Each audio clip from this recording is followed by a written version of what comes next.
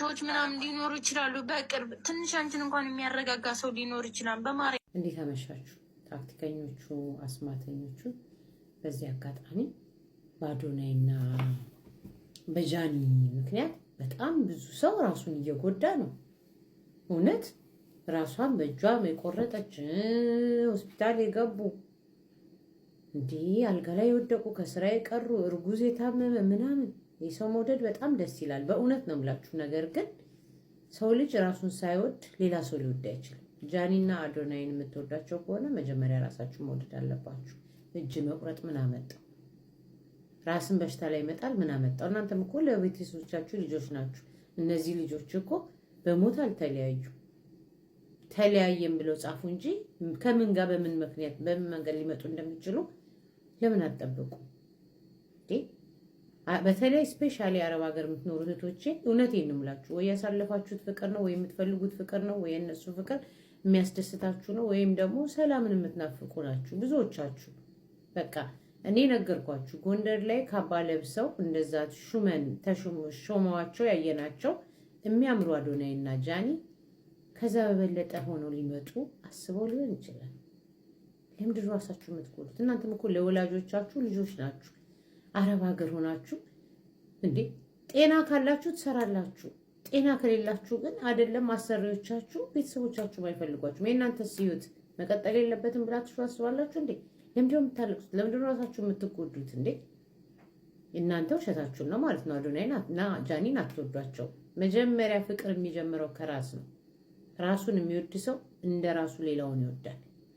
ራሱን የሚጠላ ሰው ነው ራሱን ጎድቶ ከጎዳችሁ ምንድን ነው ትርጉሙ? እጅ መቁረጥ፣ ራስን መጉዳት። ነገ በጎፈንድሚ ልትታከሙ ነው። ቤተሰብም እኮ በሽተኛ ልጅ በሽተኛ ከሆናችሁ የማታገለግሏቸው ከሆነ እኮ ከተወሰነ ጊዜ በኋላ ካልጋ ግርጋ አስሯችሁ ነው የሚሄዱት። ጃኒና አዶናይ በሞት አልተለያዩ፣ ደግሞም አልተለያዩ። በራሳቸው ሰዓትና ጊዜ ይመጣሉ። ትዕግስት አድርጋችሁ መጠበቅ ብቻ ነው። ትዕግስት ሊኖራችሁ ይገባል። 7 ዓመት የታወረ እውር ነገ ትድናለህ ሲባል ዛሬስ እንዴት ብዬ ልደር ብሏል አሉ። እናንተም ደግሞ ስቶሪ ላይ የጻፉትን ነገር አይታችሁ እንዴ ሌላ ነገር ሊሆን ይችላል። እስቲ ጠብቁ። ሰርፕራይዝ አታደርጋችሁ አታውቁም ወይ? ሰርፕራይዝ አታርቁም? ይመጣሉ፣ በቃ ይመጣሉ። ሲመጡ ይመጣሉ። አሁን እኮ እውነት ለመናገር አስጨነቃችኋቸው ይመጣሉ። እግዚአብሔር እንደነሱ አይነት ፍቅር ይስጠን። እነሱን ለወግ ማድረግ ያብቃቸው በሉ። የተከበሩ የጃኒ እናትና አባት፣ የተከበሩ የአዶናይ እናትና አባት የተቀላቀሉበት ትልቅ ሰው የሌለበት ነገር አይደለም። ትልልቅ ሰዎች አሉ። አዶናይ ብዙ ነገር አልፎ ከጃኒ ጋር የሆነ ሰው ነው። ስለዚህ በዛ ሰዓት ያልተለያት ሰው አሁን ይለያታል ብላችሁ አታስቡ። ሲመጡ ይመጣሉ። የራሳቸው ነገር ሊኖር ይችላል። ራሳችሁን አትግዱ። ስፔሻሊ አረብ ሀገር የምትኖሩ ሴቶች እህቶቼ ራሳችሁን አትግዱ። ሞኝ አትሁኑ። እናንተ ነገ ሆስፒታል ብትወድቁና ምን ብትሉ እርግጠኛ ነኝ አዶናይ እና ጃኒ ሊወዷችሁ ሊያመሰግኗችሁ ይችላል። ግን ተጎዳችሁ ብለው ግን ሁላችሁንም ሰብስበው ያኑሯችሁ።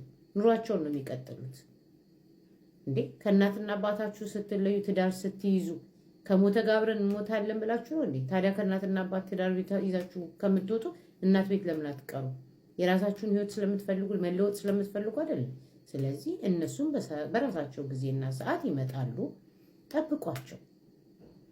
እንዳይለያዩ ጸሎት ማድረግ ነው እንጂ ወይም እግዚአብሔር እያደራን ማለት ነው እንጂ በምንድን ነው ራስ አሁን ብዙ ሰው ነው ራሴን ልቆዳ ነው ራሴን እጇን ቆረጠች፣ ራሷን ልታጠፋ ከፎቅ ላይ ራሷን ወረወረች፣ እርጉዝ ሆና ታመመች፣ ፌንት አደረገች። እንዴ ምን ነካችሁ እንዴ? ሰው ልጅ እኮ ይለያያል። ፊልም አይታችሁ አታውቁም? ለምሳሌ ፊልም አይታችሁ አታውቁም?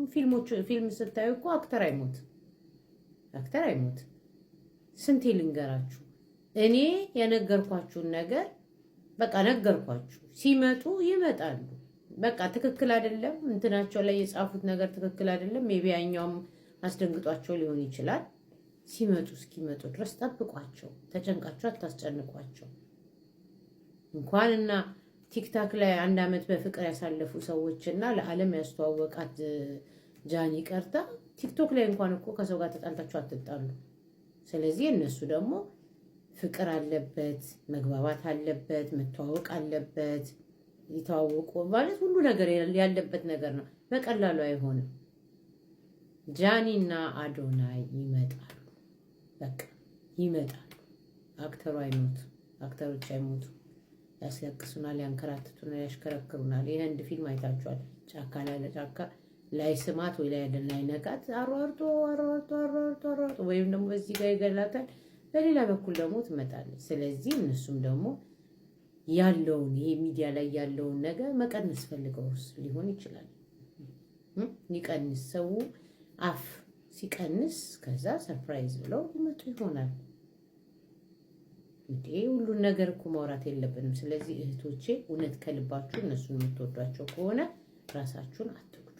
ስፔሻሊ አረብ ሀገር የምትኖሩ እህቶች ንጹህ ልብ ስላላችሁ ነው። ማለት በቃ እውነተኛም ፍቅር ስለምትፈልጉት ነው። ወይ በልጅነታችሁ ሁላችሁ አረብ ሀገር ሄዳችሁ ያንን ፍቅር ልታገኙ ስላላችሁ አልቻላችሁ፣ በእነሱ ፍቅር እየተደሰታችሁ እየተጽናናችሁ ሊሆን ይችላልና ራሳችሁን አትግዱ። ጠንክሩ። ይመጣሉ። ፍቅራቸው ይቀጥላል። ፊልሙም ይቀጥላል። ሁሉ ነገር ይመጣል። እንትን አትበሉ። በቃ አሁን የሚያይሽ ልጅ አይዞሽ፣ ራስሽን አረጋጊ የምትባየው ልጅ እውነት ራሷን ልትጎዳ ነው፣ ጎድታ ነው መሰለኝና አይዟችሁ። በቃ እኔ ነገርኳችሁ እኮ ይመጣሉ። ሲመጡ ይመጣሉ። እኔ አሁን ለፍላፊ ዘባራቂ ደባላቂ እንዳትሉኝ፣ ይመጣሉ። እመኑ። ራሳችሁን አትግዱ። እናንተም ለወላጆቻችሁ ልጆች ናችሁ፣ ለልጆቻችሁ ደግሞ እናቶች ናችሁ፣ እንደ ሀገር ደግሞ ኢትዮጵያኖች ናችሁ። እሺ፣ ስለዚህ ይመጣሉ። እርግጠኛ ሆኜ ነው የምነግራችሁ። በሚያስደስት መንገድ ይመጡና ተደሰታል።